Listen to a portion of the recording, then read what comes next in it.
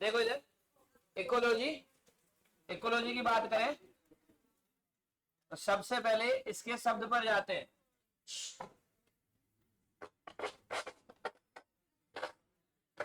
शब्द किसने दिया? शब्द किसने दिया? बोल। जसवंत, थप्पड़ पड़ेगी बेटा कन्फर्म है, ठीक है। अच्छा खासा दिख रहा है और अच्छा दिखने लग जाएगा। पढ़ना है पढ़ ले, वरना ये बड़ा रास्ता रवाना हो जाए। फालतू की बकवास कर रहा है बीच में से, चले। और जिसके लेट हो रहा है और जाना है वो आराम से जा सकता है, कोई नहीं रोकेगा। और जिसको पढ़ना है वो चुपचाप पढ़ो, इधर ध्यान दो। इकोलॉजी पारिस्थितिकी, अगर इसमें देखें तो शब्द किसने दिया? रीटर ने। आगे देखेंगे इसके फादर कौन? एक साइंटिस्ट है, अलेक्जेंडर वॉन हम्बोल्ट। इसको बोला जाता है इकोलॉजी के फादर। इंडियन फादर के ऊपर क्वेश्चन आता है अपनी एनसीईआरटी के अंदर, ये मौजूद है। इंडियन फादर, भारतीय जनक कौन है? कौन? आर डी मिश्रा बोला जाता है। आर डी मिश्रा का मतलब है श्री श्री श्री 1008 श्री रामदेव जी मिश्रा। सबसे पहला क्वेश्चन यहीं से, या तो शब्द किसने दिया, फादर कौन है, या भारतीय फादर कौन है। क्लियर? फादर का मतलब जनक, Alexander von Humboldt. Alexander von Humboldt. और इंडियन फादर की बात करें तो कौन है? रामदेव मिश्रा। अब हम चलते हैं कि भाई इकोलॉजी खुद है क्या। इकोलॉजी किसे कहेंगे? इधर ध्यान दो। इस इकोलॉजी के अंदर हमें कौन कौन से टॉपिक पढ़ने हैं? पहला पढ़ना है जीव एवं समष्टियां। क्लास में हूँ, फ्री होकर कॉल करता हूँ। क्लास में हूँ, फ्री होकर कॉल करता हूँ। साकार, ठीक है। जीव एवं समष्टियां। दूसरा पारितंत्र। पारितंत्र के बाद में तीसरा जैव विविधता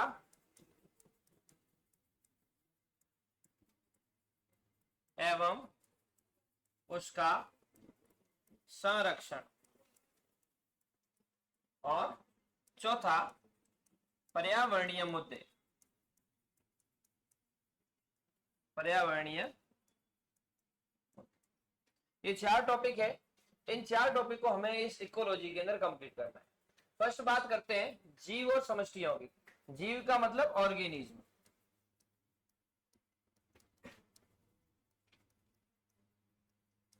अब इधर ध्यान दो, जैसा कि हमें पता है और आपने सेल के अंदर पढ़ा है कि अपने शरीर की सबसे छोटी इकाई कौन?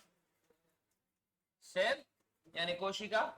जब समान कार्य करने वाली सेल्स मिल जाती है तो क्या कहते हैं? टिश्यू या उत्तक। जब बहुत सारे उत्तक मिल जाते हैं तो क्या कहलाते हैं? टिश्यू सिस्टम, उत्तक तंत्र। जब ये तंत्र मिल जाता है तो अंग, और अंग मिल जाता है तो अंग तंत्र।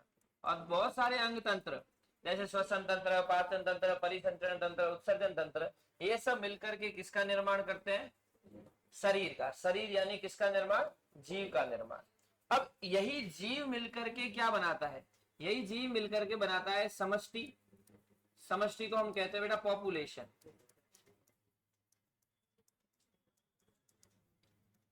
बहुत सारी पॉपुलेशन मिलकर के बनाती है कम्युनिटी, जिसे हम कहते हैं समुदाय। क्या बोलते हैं बेटा? और समुदाय मिलकर के बनाता है बायोम।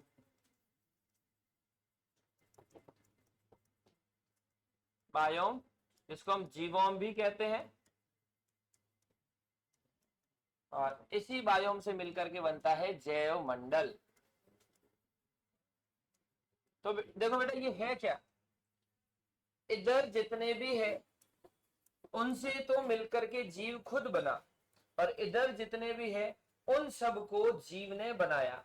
ये है जीव के संगठन के स्तर। क्या है बेटा?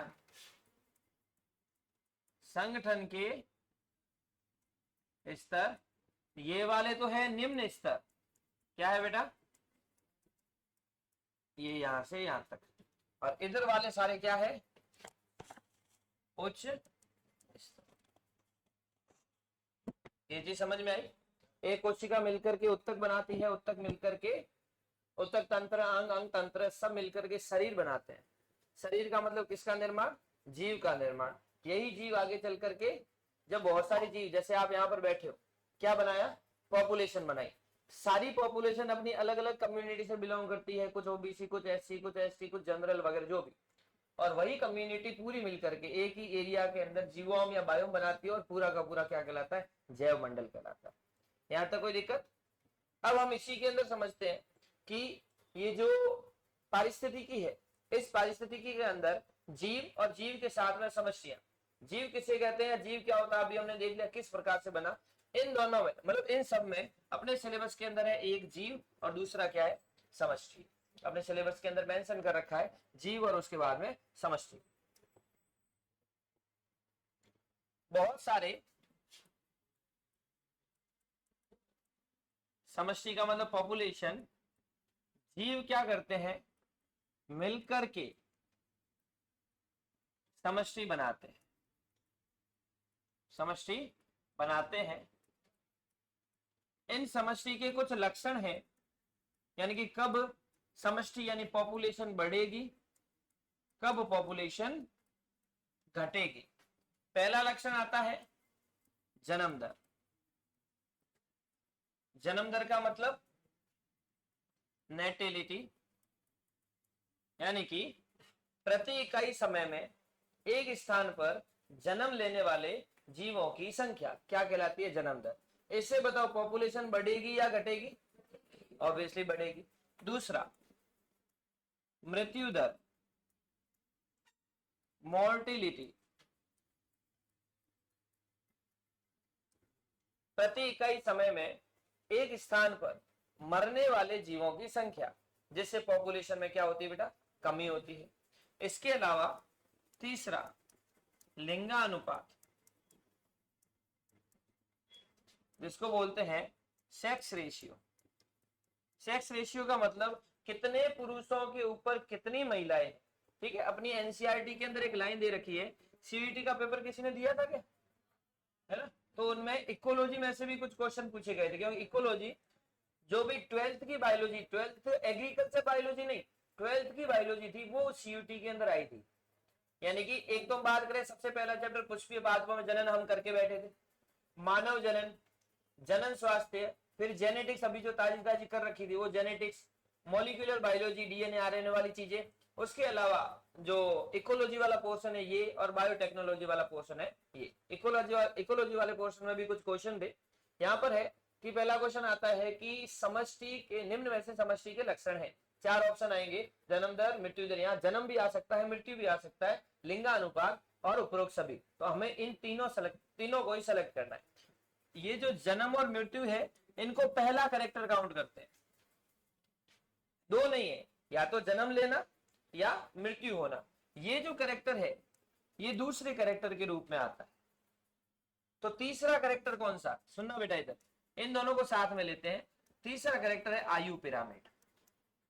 आयु पिरामिड, आयु पिरामिड का मतलब है आयु के अनुसार सेट करना कि जन्म लेने वाले बच्चों की संख्या कितनी है, मरने वाले बच्चों की संख्या। एक सवाल आया भी था कि एक ऐसा पिरामिड है जिसके अंदर जन्म लेने वाले बच्चों की संख्या तथा वयस्कों की संख्या एक समान है, तो किस प्रकार का पिरामिड होगा। एक ऑप्शन था स्थिर प्रकार का। ठीक है, तो इसको हम आगे समझ रहे हैं। यहां तक चीज समझ में आई। जन्म दर मतलब जन्म लेने वालों की संख्या, मरने वालों की संख्या। लिंगानुपात में आपको एक ही चीज ध्यान रखनी है कि 40% पुरुषों पर, सॉरी 60% पुरुषों पर 40% महिलाएं, ये लिंगानुपात है।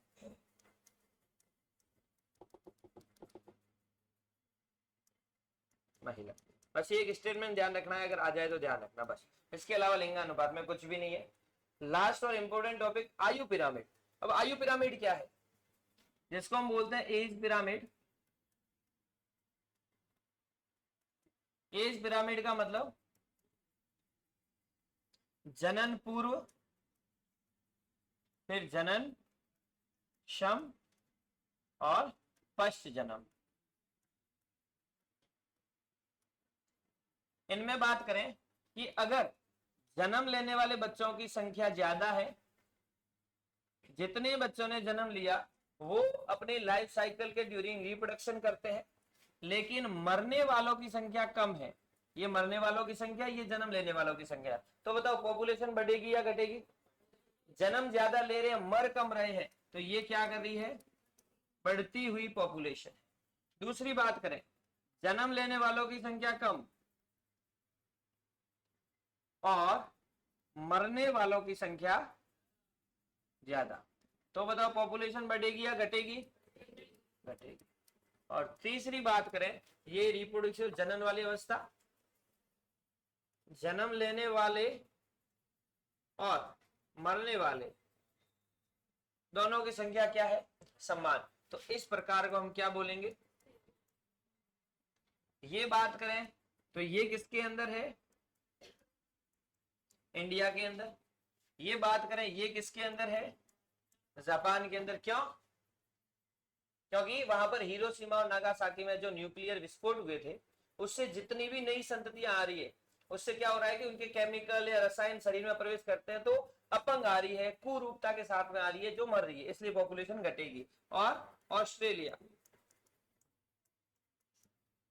ये तीन चीजें हमें ध्यान रखनी है। जो किसके लक्षण है बेटा?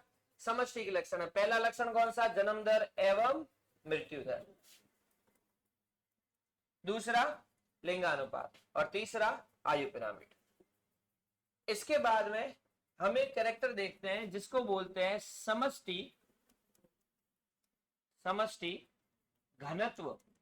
अब देखो बेटा, घनत्व को मतलब बोलते हैं डेंसिटी। घनत्व का मतलब घना होना, मतलब कितना है। अभी मैं बोलूं कि इस रूम के अंदर इस क्लास में 50 बच्चे थे। कितने बच्चे थे? उस 50 में से 10 बच्चे चले गए, लेकिन 15 बच्चे नए आ गए। क्या बोला मैंने? 50 बच्चे थे जिसमें से 10 चले गए, कितने रह गए? 40, और 15 आ गए, कितने हो गए? 55। 10 चले गए, 15 आ गए, मतलब 5 ही तो वृद्धि हुई है। तो समष्टि का घनत्व है वो बढ़ा है या घटा है? ऑब्वियसली बढ़ा है। इस प्रकार से इस समष्टि के घनत्व में 4 चीजें आती है। सुनना बेटा इधर, पहली वही कौन? दूसरी, तीसरी आप्रवासन, और चौथी उत्प्रवासन। अब ये क्या है? इसको बोलते हैं बर्थ, इसको बोलते हैं डेथ, इसको बोलते हैं इमिग्रेशन, इसको बोलते हैं एमिग्रेशन। आप्रवासन मतलब बाहर से कहीं अंदर आना, और उत्प्रवासन मतलब अंदर से कहीं बाहर जाना। एक एग्जांपल देता हूं, साइबेरियन पक्षी साइबेरिया से कहां आते हैं? भरतपुर में आते हैं, घना पक्षी विहार में, है ना। तो वहां से यहां आए हैं, तो यहां आने के लिए क्या हुआ? उनका आप्रवासन। और साइबेरिया के लिए उनका क्या हुआ? उत्प्रवासन। समझ में आया? अब देखना, इसी को मैं चार्ट बता रहा हूं। एन का मतलब है समष्टि घनत्व, ये समष्टि घनत्व। इधर मैं ले रहा हूं जन्म दर। जन्म दर होगा तो पॉपुलेशन बढ़ेगी या घटेगी? बढ़ेगी, राइट। इधर ले रहा हूं मृत्यु दर, पॉपुलेशन घटेगी या बढ़ेगी? इधर ले रहा हूं आप्रवासन, पॉपुलेशन बढ़ेगी या घटेगी? और इधर ले रहा हूं उत्प्रवासन, पॉपुलेशन बढ़ेगी या घटेगी? समझ में आया? अब देखो कि एक पॉपुलेशन है, सुनना बेटा, इसका एक अच्छा खासा फॉर्मूला है, एन टी बराबर N0 बी प्लस आई माइनस डी प्लस ई। अब ये क्या है? एन टी यानी टी समय के पश्चात समष्टि घनत्व, N0 मतलब पहले समष्टि कितनी थी, बी यानी आई यानी दोनों को इसलिए साथ में लिया कि ये दोनों जनसंख्या को बढ़ाते हैं, माइनस डी यानी मृत्यु दर, ई यानी उत्प्रवासन, ये जनसंख्या को घटाते हैं। अपने क्लास का ही एग्जाम्पल लेते हैं या जो भी एग्जाम्पल कि पहले पॉपुलेशन कितनी थी, हम मानते हैं कि 50 थी। उनमें किसी घर के अंदर अगर मान लो फैमिली ज्वाइंट है 50 है, उनमें से क्या किया, 2 बच्चों ने जन्म लिया और छुट्टियों के दौरान ननियाल से या बुआ के घर से 2 बच्चे आ गए। उनमें से किसी रीजन से उस टाइम के दौरान 3 बच्चों की क्या होगी, डेथ हो गई। उनमें से ये देख के डर के 2 जो बच्चे आए थे वो वापस चले गए। इस पॉपुलेशन को समष्टि घनत्व को समझा रहा हूं बेटा, इधर देख लो। पहले कितनी पॉपुलेशन थी, ये 50 इंटू 2 + 2 माइनस 3 + 2, तब मेरे को ये तो ब्रैकेट के अंदर है, ये क्या हुआ -1 इंटू 50, इंटू को छोड़ दो, पहले 50 अब -1, यानी 50 में से जनसंख्या बढ़ी है या घटी है, घटी है। कितनी हो गई, 50। ये बोलते हैं समष्टि घनत्व। घनत्व का मतलब घना होना। सबसे पहले ट्यूशन स्टार्ट की तो कौन थे, डीपी सर और मोहन, 2 जने। उन्होंने तेजपाल जी को बुलाया, तेजपाल जी घर पे ही थे तो 3। उसके बाद में महेश जी सर आए, आरिफ जी सर आए, मैं आया, अपने सुरेश जी आए, पुरुषोत्तम जी आए, सवाई जी वो जांगीड़ आए केमिस्ट्री वाले, गजेंद्र जी आए, ऐसे करके समष्टि घनत्व बढ़ गया। तो पहले समष्टि घनत्व कितना था, ओनली 2। क्या हुआ, पहले समष्टि घनत्व कितना था, ओनली 2। अब इनमें कुछ बदलाव हुआ इसलिए समष्टि घनत्व बढ़ गया। इधर देखो बी + आई, 2 जनों ने जन्म लिया, 3 जने मर गए तो ऑब्वियसली कमी हो गई 1 की, और इधर तो 2 ही आए थे, 2 ही वापस चले गए तो 1 की कमी हुई है। तो पॉपुलेशन कितनी हो गई, यानी समष्टि घनत्व कितना हो गया। समझ में आया ये। इस पर क्वेश्चन आता है कि एक तालाब के अंदर 10 कमल के फूल थे, उस 10 कमल के फूल में जनन से 5 कमल के फूल नए आ गए, ठीक है। एक व्यक्ति ने 5 कमल के फूलों को बाहर से इसमें प्रतिस्थापित किया, उनमें से 2 कमल के फूल किसी कारणवश मुरझा गए और खत्म हो गए, और 3 फूलों को कोई वहां से चुरा करके अपने घर पे लेके गया। बेटा मजाक नहीं है, पिछली बार सवाल आ रखा है इसमें से, ठीक है ना। तो पीछे समष्टि घनत्व निकालना है कैसा है, देखो पहले कितने थे, 5 नए आए और 5 ने जन्म लिया, उनमें से 3 मर गए और 3 को कोई चुरा करके ले गया। ये हो गए 10, ये हो गए 6, नए कितने हुए 4, 10 + 4 कितने हो गए। तो आप यहां पर एक प्लस का साइन लगा दो बीच में। पल्ले पड़ा ये, कोई भी न्यूमेरिकल इसके ऊपर ऐड कर लोगे, चलो कोई दिक्कत इसमें, आगे चले। अब आता है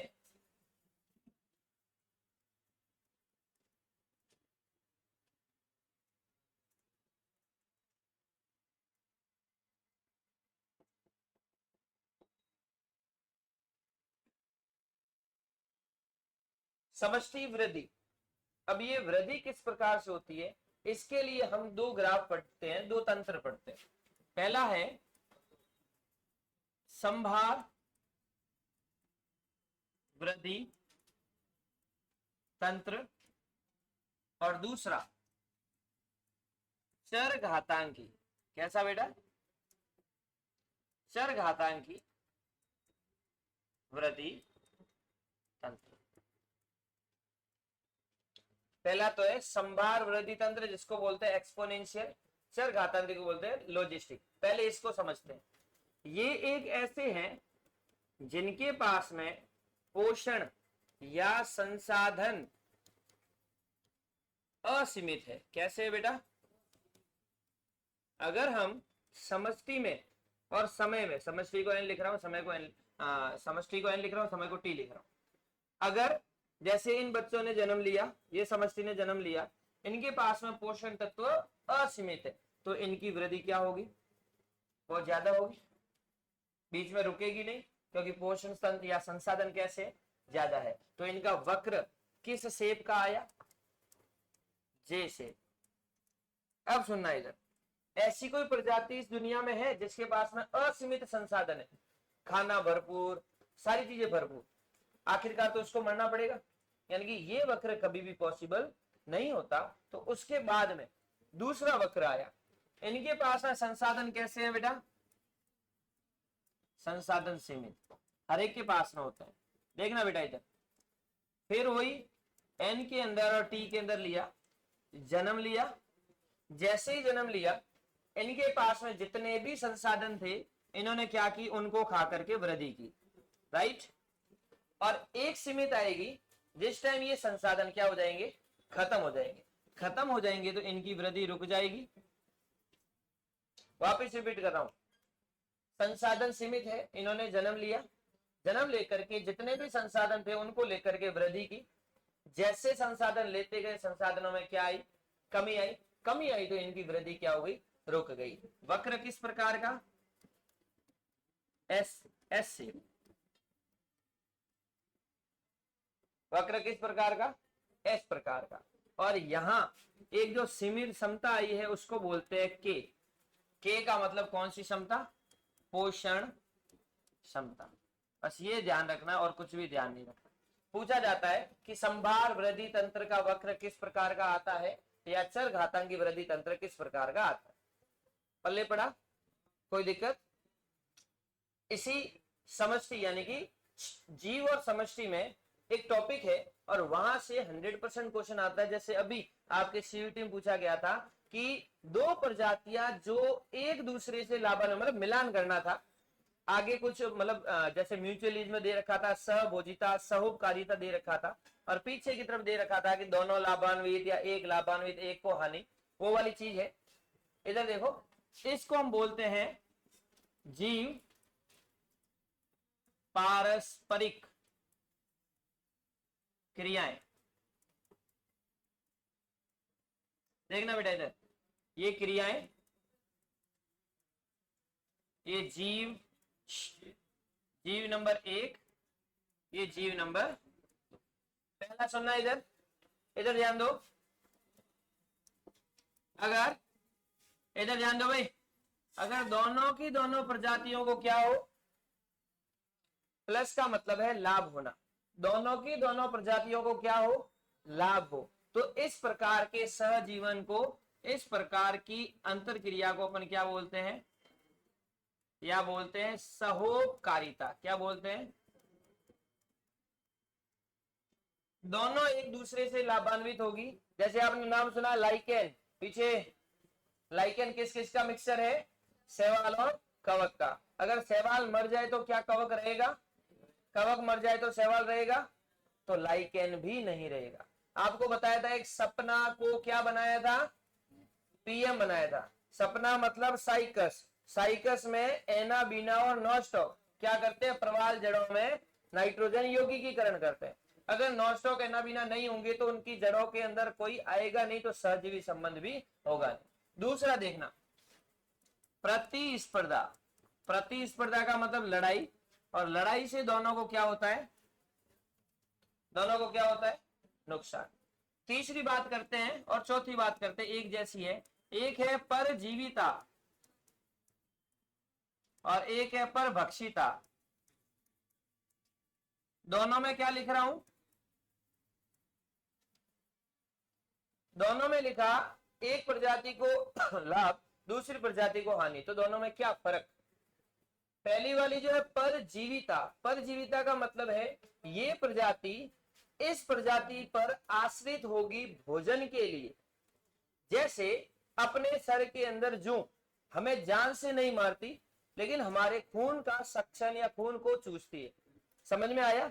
यानी कि जूं अपने ऊपर क्या है? परजीवी है। इस प्रकार की क्रिया को हम क्या बोलेंगे? परजीविता।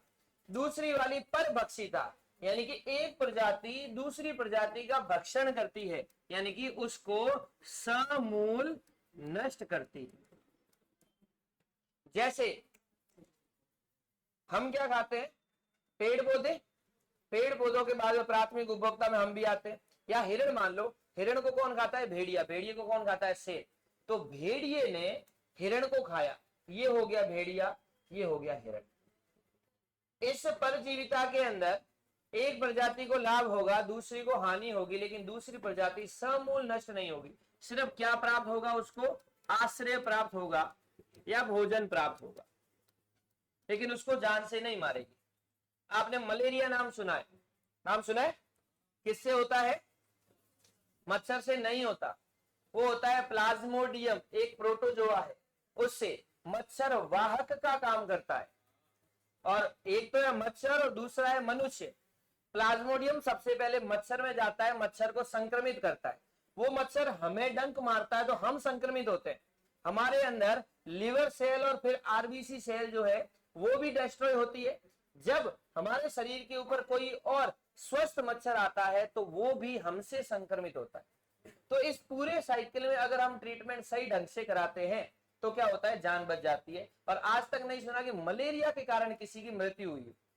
अगर मलेरिया का ट्रीटमेंट या दवाई कुछ भी टाइम पर नहीं हो तो मृत्यु हो सकती। क्या मच्छर को इसमें नुकसान हुआ? नहीं हुआ। मच्छर ने क्या किया? अंडे दिए तो वो वापस स्वस्थ हो गया, पानी के अंदर उसकी सारी पीड़ा चली गई। इसका मतलब है प्लाज्मोडियम परजीवी की भांति मच्छर पर और मनुष्य पर रहता है। अपनी छोटी आंत के अंदर ई कोलाई नामक जीवाणु पाया जाता है, जो क्या करता है कि पीछे बचा हुआ जितना भी कचरा है उसका पाचन करता है। तो क्या वो ई कोलाई हमें नुकसान पहुंचा रहा है? नहीं पहुंचा रहा, अपने ऊपर परजीवी के रूप में रहता है। समझ में आया? जैसे कि एक सामान्य, ये सारे एग्जाम्पल अपने एनसीईआरटी में जो मैं बोल रहा हूँ, ये टेबल बनाने के बाद में एक एक के एग्जाम्पल लेंगे। जैसे कि चीचड़ होते हैं, नाम सुना चीचड़? गायों के थन पे या कुत्तों पर, वो चीचड़ क्या सिर्फ परजीवी के रूप में पाए जाते हैं, उनको कोई नुकसान नहीं पहुंचाते, तो ये भी परजीविता में आएगा। लास्ट के इंपोर्टेंट दो, इंपोर्टेंट इसलिए क्योंकि इन दोनों में से कोई एक पूछते हैं। ये सेम चीज बच्चों को 12th बोर्ड के लिए बोली थी और दोनों ही 12th बोर्ड के अंदर क्वेश्चन के रूप में, ऑब्जेक्टिव के रूप में आए थे। एक आता है, इनको मैं सीधा इंग्लिश टर्म में ही लिख रहा हूं, कमन जे लीज्म, हिंदी में कहते हैं सहभोजिता। क्या कहते हैं बेटा? एक को लाभ, दूसरे को कुछ भी नहीं। और तीसरा एमेंजेलिज्म, एमेंजेलिज्म, एक को हानि, दूसरे को कुछ भी नहीं। लास्ट वाली दो समझना। अब ये क्या प्रक्रिया भाई? दो जीव है जिसमें एक को लाभ हो रहा, दूसरे को कुछ भी नहीं हो रहा, ऐसा पॉसिबल है क्या? आपने देखा होगा कि कोई पशु घास चर रहा है तो उस पशु की पीठ पर कौवा बैठा हुआ देखा होगा, उस पशु की चीज पीठ के ऊपर बगुला बैठा हुआ देखा होगा। वो क्यों बैठते हैं? कि ये जो पशु चरने वाले हैं, ये अगर घास चरेंगे तो घास को इधर उधर हिलाएंगे, उनमें से छोटे कीड़े मकोड़े बाहर आएंगे, कौवा कहो तो क्या, बगुला कहो तो क्या, वो उन कीड़े मकोड़ों को खाएगा। तो इनमें से कौवे और बगुले को तो लाभ हुआ, लेकिन कौवे और बगुले से गाय को लाभ हुआ क्या? गाय को कुछ भी नहीं हुआ। इसलिए कहते हैं प्लस और जीरो। सेम चीज कभी कभार क्या होता है कि गाय चारा चर भी लेती है लेकिन फिर भी कीड़े मकोड़े बाहर नहीं आते, तो बगुले और उनको क्या हुई? हानि। गाय पर फिर भी कोई फर्क पड़ा? नहीं पड़ा। इन सब के एग्जाम्पल जो 6 है ना, अपन कल लेंगे। ठीक है? आज जितना लिखा रखा है 4-5 स्लाइड वो आप लिख दो, छोटी छोटी है, ज्यादा नहीं है।